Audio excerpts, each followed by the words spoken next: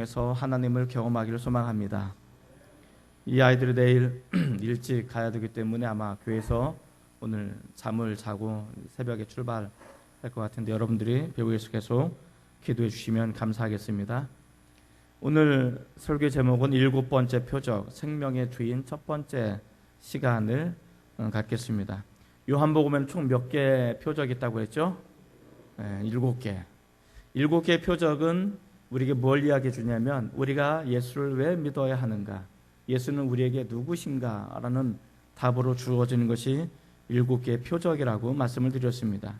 그리고 마지막 7번째 표적은 예수님은 누구신가 라는 질문 앞에 예수는 생명의 주인이시다라고 대답을 하고 있습니다. 따라 볼까요? 생명의 주인. 예수님은 생명의 주인이 되신다라고 이야기합니다. 11장 25절 26절에 보면 예수님께서 이렇게 말씀하십니다. 나는 부활이요 생명이니 나를 믿는 자는 죽어도 살겠고 무릇 살아서 나를 믿는 자는 영원히 죽지 아니하리라. 나는 부활이요 생명이라고 이야기합니다. 이 부활하고 생명이라는 것은 굉장히 밀접한 연관을 가지고 있습니다. 부활이라는 것은 죽은 사람이 다시 살아나는 것을 이야기합니다. 그렇기 때문에 죽음이라는 것을 극복하고 이기는 것이 부활의 개념이고, 죽음이라는 것은 생명이 없는 것, 그러나 살아난 사람들은 생명이 있는 것, 그래서 예수님은 생명의 주인이 되신다라는 것을 이야기해 주고 있습니다. 이 예수를 믿어야만이 우리는 영원한 삶을 누리게 된다라는 것을 보여주고 있습니다. 인류에게 있어서 최대의 적은 무엇일까? 라는 질문 앞에 누구나 공통적으로 대답하는 것은 죽음입니다. 이것은 인류가 가지고 있는 최대 난제이고 가장 큰 문제고 가장 시급한 고민거리가 아닌가 생각이 듭니다. 키에르케고르라는 사람은 죽음은 인간을 죽음에 이르는 질병에 걸린 존재로 설명하고 있습니다. 사람이라는 것은 무엇이냐라고 했을 때 사람이라는 것은 죽음에 이르는 치명적인 질병을 가지고 있는 그런 존재, 이것이 사람이라는 것입니다. 다시 말해서 사람은 어떤 것으로도 죽음을 극복하거나 이겨나갈 수가 없다라고 이야기합니다. 자, 그러면 많은 사람들이 죽음을 두려워하는 이유가 뭘까? 죽음을 공포스럽게 생각하는 이유가 뭘까요? 만약에 죽음은 모든 것이 소멸되어지거나 끝이라면, 아무것도 없는 것으로 가정된다면 우리는 굳이 힘들게 어렵게 살 이유가 하등 없는 거죠. 왜냐하면 죽음은 아무것도 없는 소멸의 상태로, 공허의 상태로, 무의 상태로 돌아갈 것 같으면 우리가 굳이 이 땅에 이렇게 힘들고 어렵게 살아가야 될 이유가 없는 것이죠. 그런데 이 죽음이라는 것은 끝이 아니라 또 다른 시작이라는 것을 우리는 알기에 이 죽음을 맞고 죽음 이후에 또 다른 이 펼쳐진 세계에 대해서 우리는 두려워하고 우리가 걱정하게 되는 이유가 거기에 있습니다. 그래서 성경은 이렇게 이야기합니다. 사람은 한 번 죽는 것은 정해진 것이고 그 이후에는 심판이 있을 것이라고 이야기합니다. 누구나 다 죽음은 비껴갈 수 없습니다. 저도 죽음은 비껴갈 수 없습니다. 여기 있는 사람들은 어느 누구나 다 죽을 것입니다. 할렐루야. 누구나 다 죽습니다. 이 죽음은 비껴갈 수가 없습니다. 그런데 문제는 이 죽음을 맞이하고 그 이다음에 어떤 것이 있을까라는 것입니다. 거기에는 심판이 있다라고 이야기합니다. 이 심판이라는 것은 결국 영원한 멸망의 상태, 성경을 이것을 우리는 지옥이라고 말합니다. 지옥의 불못에 영원히 빠지는 것, 이것이 죄의 결과고 우리가 죄의 심판의 결과라고 이야기해 주고 있습니다. 그런데 예수님께서는 나는 부활이요 생명이라고 말씀하신 이 예수님께서는 우리가 짊어져야 될 이 죄의 결과를 대신 짊어지셨습니다. 영원한 심판을 해결해 주셨습니다. 이 예수를 믿는 자마다 멸망하지 않고 영생을 얻는다라고 성경은 이야기해 주고 있습니다. 그래서 내가 예수님을 나의 주님으로 영접하게 되고 내가 예수님을 믿게 되어질 때 나 대신 모든 죄의 값을 지불했기 때문에 우리는 자연적인 죽음을 맞이할 수밖에 없지만 죽음 이후에 우리는 영원한 지옥의 심판에 빠지지 않고 영원한 천국으로 올라갈 수가 있다는 것입니다. 이것이 믿음인 것입니다. 이것이 생명의 주인 되신 예수를 믿어야 되는 가장 중요한 이유가 되는 것입니다. 7번째 표적은 죽은 나사로를 살리신 표적을 이야기합니다. 이 죽은 나사로를 살리신 표적이라는 것은 죽음이라는 권세, 이 죽음이라는 혼만 상태, 생명이 없는 공허한 상태를 예수님께서는 극복하시고 이겨나가시고 이것을 해결하셨다라고 이야기합니다. 그래서 이 더 이상 죽음은 우리에게 아무런 권리를 행사할 수 없게 되었습니다. 왜냐하면 예수님께서 십자가의 죽으심으로 이 죽음의 문제를 해결하셨기 때문에 그렇습니다. 그래서 죽음은 더 이상 우리에게 아무런 능력이나 힘을 발휘할 수 없습니다. 물론 당장은 어려울 수도 있습니다. 당장은 자연적인 죽음도 벌벌 떨고 두려울 수 있습니다. 그런데 예수님을 믿고 영접한 이후에 예수님이 내 안에 거할 때 우리는 당장은 두려울 수 있지만 이 내 상태를 주님 앞에 맡기기 시작할 때 우리는 평온해질 수가 있습니다. 죽음을 극복할 수가 있습니다. 그리고 죽음 이후에 우리 영원한 천국을 바라보면서 또 다른 소망을 품으면서 살아갈 수가 있게 되는 것입니다. 이것이 생명의 주인 되신 예수님을 믿어야 되는 이유입니다. 이것이 예수님께서 이 땅에 오신 이유와 목적이 되는 것입니다. 사람은 누구나 다 죄를 범합니다. 그래서 죄의 싹은 사망이라고 말하고 있습니다. 죄의 결과는 멸망이라고 이야기해 주고 있습니다. 그런데 예수님을 통해서 이 멸망에서 생명으로 옮겼다라고 이야기합니다. 예수를 믿는 자마다 멸망하지 않을 뿐만 아니라 사망에서 생명으로 옮겼다라고 이야기해 주고 있는 이유가 바로 여기 있는 것입니다. 이 죽음을 극복하고 죽은 자를 살리신 이 예수님이 우리에게 다가오십니다. 그리고 이 예수님을 온전히 믿으시기를 주님의 이름으로 축복을 드립니다. 요한복음은 이런 예수님을 우리에게 소개하고 있는데 이 나사로와 마르다와 마리아, 이 예수님의 관계를 통해서 우리에게 먼저 첫 번째 우리가 살펴볼 것은 생명의 주인 되신 예수님은 나에게 어떤 분이 되시는가? 생명의 주인 되시는 예수님은 나사로에게 혹은 마르다에게 혹은 마리아에게 어떤 분이 되시는가? 이것을 먼저 살펴보도록 하겠습니다. 생명의 주인 되신 예수님은 나에게 어떤 분이실까? 첫째로 예수님은 나에게 친구가 되십니다. 따라해 볼까요? 예수님은 나에게 친구가 되십니다. 예수님은 나사로 남매와 예수님의 관계를 사랑하는 자들, 사랑하는 관계, 그리고 예수님은 이 나사로를 친히 친구라고 명령하고 있습니다. 11절 말씀을 한번 같이 읽겠습니다. 11절입니다. 자, 11절 같이 읽습니다. 시작. 이 말씀을 하신 후에 또 이르시되 우리 친구 나사로가 잠들었도다. 그러나 내가 깨우러 가노라. 여기 보면 나사로를 향해서 뭐라고 명령하냐면 친구 나사로라고. 헬라 원문에 보면 나자로스 호 필로스라는 단어를 씁니다. 나자로스 호 필로스. 이 필로스라는 단어를 친구로 번역을 하는 거죠. 근데 원래 필로스라는 단어는 사랑이라는 단어로 번역할 수도 있습니다. 이 이야기는 뭐냐면 이 예수님께서는 이는 나의 친구, 나의 사랑하는 자라고 번역을 할 수가 있는 것입니다.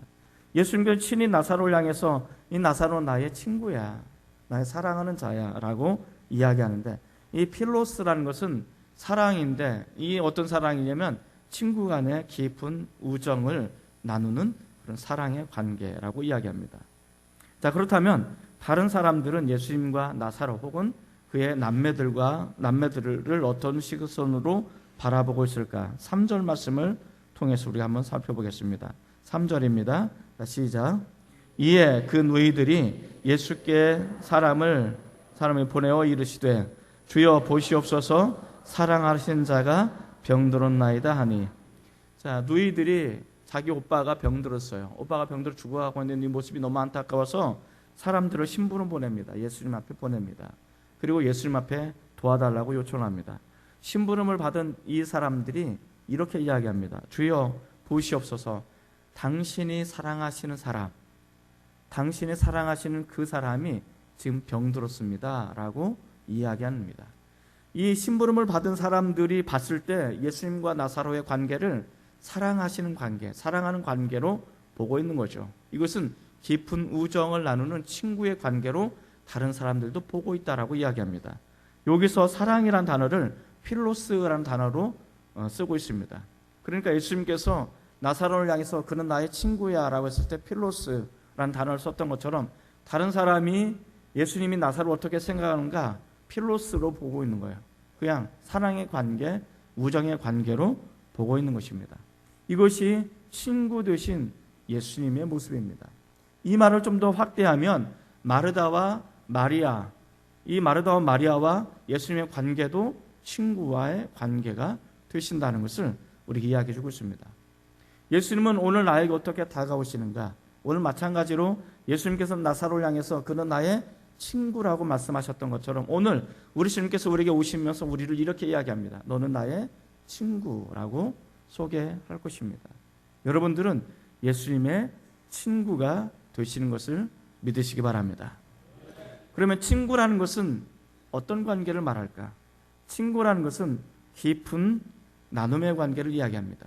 마음을 나누고 생각을 나누고 삶을 나누고 뜻을 함께 공유하는 이것이 진정한 친구의 관계인 것입니다.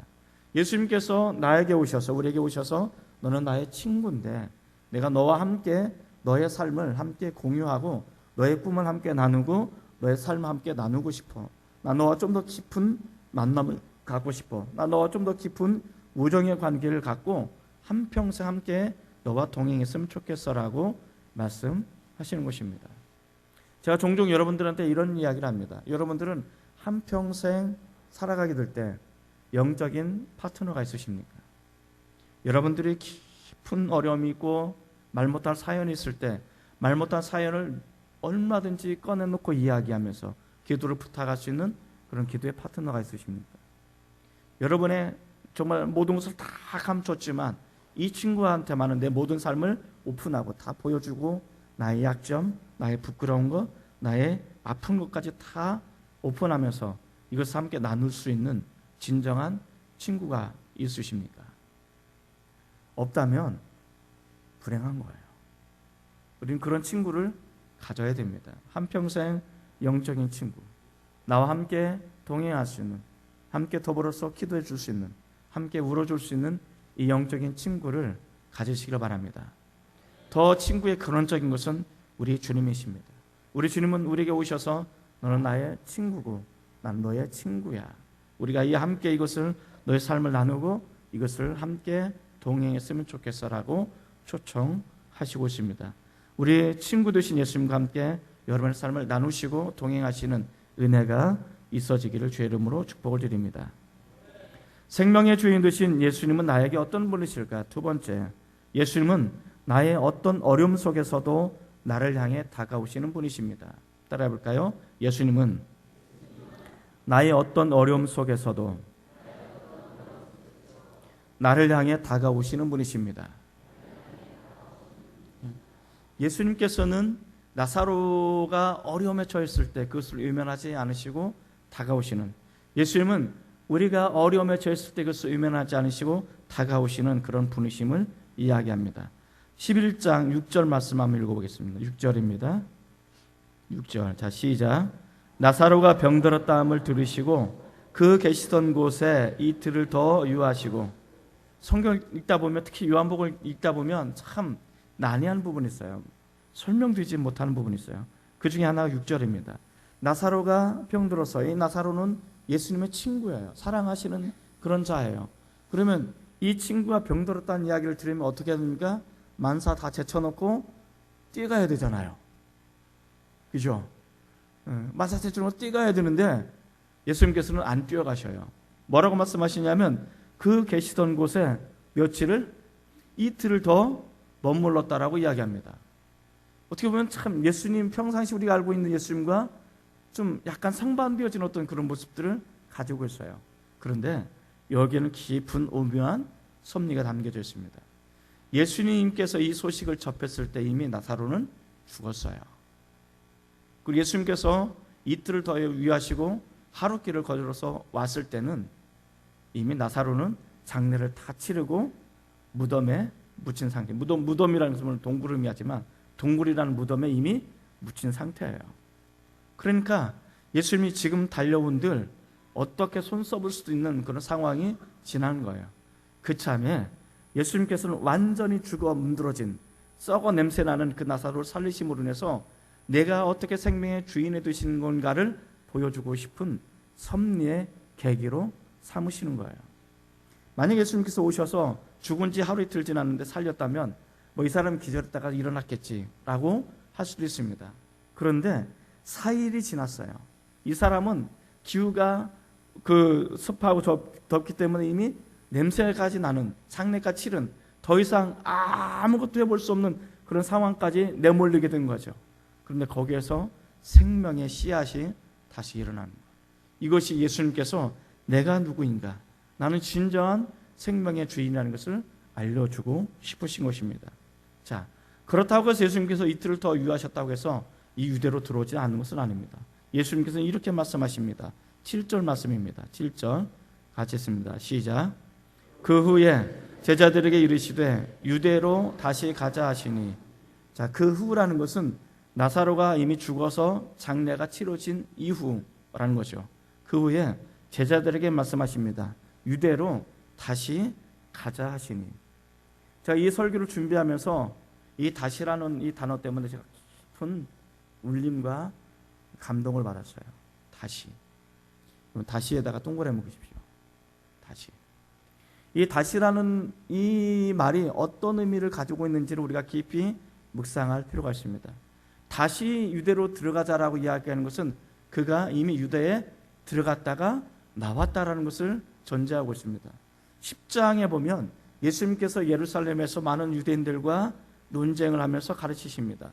그리고 많은 유대인들이 예수님을 참남하다라고 해서 돌로 치려고 하는 상황 속에 예수님께서는 간신히 탈출을 하신 거예요. 예수님께서 다시 유대로 가자라고 했을 때 제자들이 거기는 우리를 돌로 치려고 하는 그 무시무시한 사람들이 있는데 우리가 가면 죽을 수도 있어요. 근데 꼭 가야 돼요? 라고 제자들이 반문하는 거예요. 자, 그럼에도 불구하고 예수님께서는 그래도 우리는 가야 돼. 나는 그곳으로 다시 가야만 돼. 그곳이 나에게 내 생명을 위협하고 나에게 많은 아픔을 가져다 주고 나에게 어려움을 가져다 준다 할지라도 나는 가야만 해. 왜냐하면 거기에는 사랑하는 나의 친구, 사랑하는 나의 사람들이 있기 때문에 그래요. 라고 말씀하시는 거예요.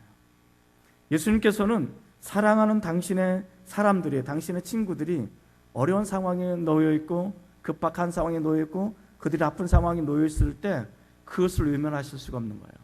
예수님께서는 그 아파하고 슬퍼하고 있는 그들에게 예수님께서는 가시는 거예요.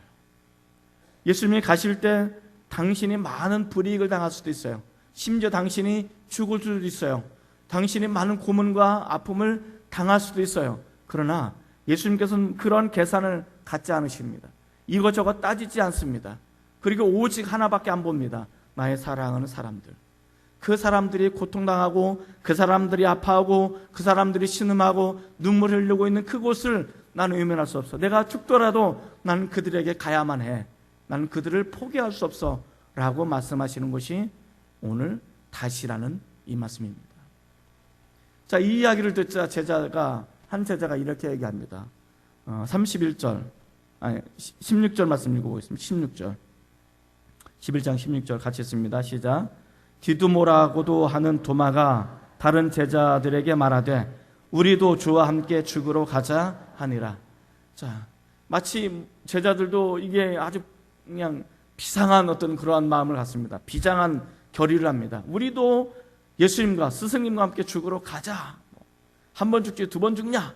가자. 이런 거죠. 그러니까 제자들이 그만큼 지금 상황이 얼마나 안 좋은지를 대변하고 있는 그런 모습입니다. 거기를 가기 위해서는 목숨을 걸어야 된다는 것을 제자들도 알고 있고 예수님도 알고 있습니다. 그런데 목숨을 걸어야만 하는 그곳에 당신의 사랑하는 사람이 있기 때문에 예수님은 가겠다라고 하시는 것입니다. 오늘 이 말씀을 우리에게 적용해 보면 어떻습니까? 내가 힘들어하고 있을 때, 내가 아파하고 있을 때, 아무에게도 말할 수 없는 그런 어려움 속에 있을 때 예수님께서는 당신의 사랑은 나를 바라보시고 나는 가서 위로해 줘야 돼. 나는 가서 힘을 줘야 돼. 난 그를 안아줘야 돼 라고 나에게 다가오십니다. 그분이 나에게 다가오시기까지 많은 고통의 대가를 지불하십니다. 많은 어려움을 지불하십니다. 심지어는 그분이 나를 완전히 치유하시기 위해서 자신의 생명을 걸으셔야 됩니다. 이것이 십자가의 사랑입니다. 예수님께서는 자신의 목숨을 걸지 않고서는 나를 구원할 수 없다는 사실을 아셨어요. 당신의 목숨을 포기하지 않고서는 나를 위로할 수 없고 나를 사랑할 수 없다는 사실을 아셨어요. 그럼에도 불구하고 예수님께서는 나를 바라보시면서 자신의 생명을 기꺼이 포기하면서까지 나에게 다가오셔서 나를 위로해 주시는 것입니다. 이것이 예수님께 나에게 오시는 모습입니다. 이렇게 나를 사랑하시는 우리 주님께서 지금 현재 내가 전전긍긍하고 있고 힘들고 어려운 상황이 있을 때 이런 상황을 내버려다 보시면서 우리 주님께서는 결코 가만히 있을 수가 없는 거예요. 예수님께서 그곳에 이틀을 더 유하셨을 때, 이틀을 더 머물러 있을 때, 이틀 동안 더 머물러 있을 그 기간 동안에 예수님의 마음은 어땠을까? 문드러졌을 거예요. 지금 당장 가도 시원찮은데 그곳에 이틀을 더 머물러 계신 우리 주님의 마음의 상태는 어땠을까? 굉장히 쓰러지고 아팠을 거예요. 그렇게 우리에게 다가오시는 그 주님. 나는 그분을 위해서 별로 한 것도 없고 지금 사랑합니다 하고 말로만 했지 실질적으로 내가 손해나거나 많은 것들을 행하지도 않았음에도 불구하고 그럼에도 불구하고 우리 주님께서는 나를 바라보시면서 그래도 나는 너를 사랑한다라고 말씀하시는 이 주님. 바보 같은 이 주님의 사랑이 사실 오늘 나를 살게 하는 가장 큰 은혜가 되는 것입니다. 나에게 다가오시는 이 주님을 잘 맞이하시기 바랍니다. 이 주님을 만나시기를 바랍니다. 저도 지금 생각해 보면 내 상황이 참 힘들고 어려울 때가 있어요. 많은 사람이 다 떠나가고 이제 아무도 내 곁에 별로 없는 그런 때가 있었습니다. 나와 함께 하는 것이 고통일 수도 있었습니다. 그런데 내 곁을 떠나지 않는 친구가 있었습니다. 늘 나와 함께하는 친구였습니다. 내가 얼마나 부족한지, 내가 얼마나 연약한지도 다 알고 있는 친구였고, 그리고 내가 가지고 있는 꿈과 열정도 어떤 것인지 알고 있는 친구였습니다. 그 옆에 친구가 묵묵히 있어줌으로 인해서 그것이 나에게 위로가 됐고 때로 나에게 힘이 되었습니다. 저는 결단했습니다. 이 친구와 함께 하고 싶다. 그래서 제가 이 친구와 결혼해서 지금까지 함께 하고 있습니다. 앞으로도 함께 할 겁니다. 아멘 안 하셔도 돼요. 나 할까?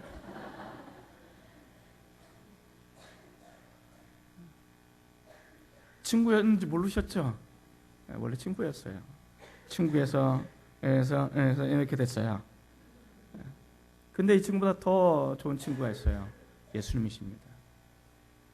정말 힘들고 어려운 순간에 조용히 눈을 감으시고 우리 예수님을 묵상하면 우리 예수님께서 멀리 가 계신 것이 아니고 내 곁에 계심을 압니다. 우리 주님께서 나를 위로하십니다. 내가 어떤 순간에 너를 포기하지 않으니까 이 상황 때문에 네 인생을 포기하지 마라. 이 어려운 것 때문에 네 인생 낙심하지 마라. 이거 아무것도 아니야. 넌 할 수 있어. 이렇게 위로해 주시는 분이 우리 주님이십니다. 친구 되신 주님. 내가 어떤 상황 속에 서 있다 할지라도 나를 결코 포기하지 않는, 늘 내 곁을 묵묵히 지켜주시는 그 주님, 그 주님과 영원토록 동행하시는 은혜가 있어지기를 주의 이름으로 축복을 드립니다. 생명의 주인 되신 예수님, 나에게 어떤 분이실까? 마지막으로 세 번째, 예수님은 나를 위해서 울어주시는 분이십니다. 따라해볼까요? 예수님은 나를 위해서 울어주시는 분이십니다. 예수님께서 위협을 무릅쓰고 베다니라는 동네에 왔습니다. 베다니는 예루살렘으로부터 5리 정도 떨어진, 지금으로 말하면 2km 정도 떨어진 바로 코앞에 있는 그런 동네였습니다. 얼마든지 유대인들로부터 위협을 당할 수 있는 그런 상황이었습니다.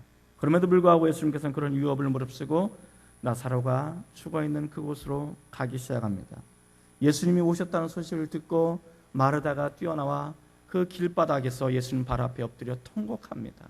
펑펑 웁니다. 예수님께서 이 자리에 계셨더라면 우리 사랑하는 오빠가 죽지 않았을 텐데, 예수님께서 이곳에 있었더라면 이 아픔, 이 죽음을 피할 수 있었을 텐데 라면서 펑펑 울기 시작합니다. 그리고 보이지 않는 마리아를 찾습니다. 그래서 마리아가 다시 예수님 앞에 옵니다. 이 마리아도 예수님 앞에 다시 펑펑 울기 시작합니다. 예수님께서는 마리아가 울고 마르다가 울고 그 사람들이 우는 것을 보시고 가슴이 미어지는 아픔을 느끼셨습니다. 성경은 이것을 이렇게 표현하고 있습니다. 33절입니다. 33절 한번 같이 읽어보겠습니다. 자, 시작.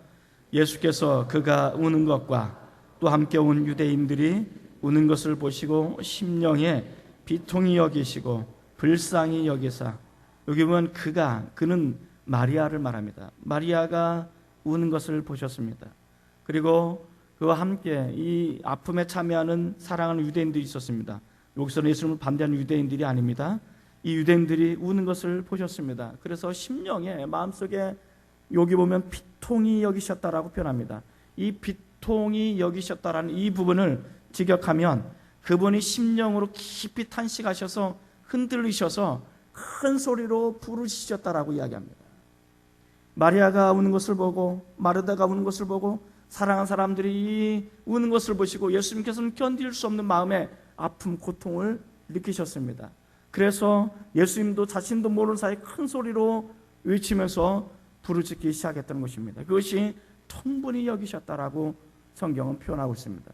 그리고 그들을 불쌍히 여기셨다라고 이야기합니다. 예수님께서는 마리아에게 이야기합니다. 마리아야, 너희 오빠가 어디에 묻혀 있느냐? 그래서 마리아가 예수님을 오빠가 묻혀 있는 그 무덤가로 데리고 갑니다. 그리고 무덤가 앞에 서신 예수님께서는 이렇게 말씀하십니다. 예수님의 표현을 이렇게 이야기합니다. 35절 말씀 한번 같이 읽어보겠습니다. 35절입니다. 자, 시작. 예수께서 눈물을 흘리시더라.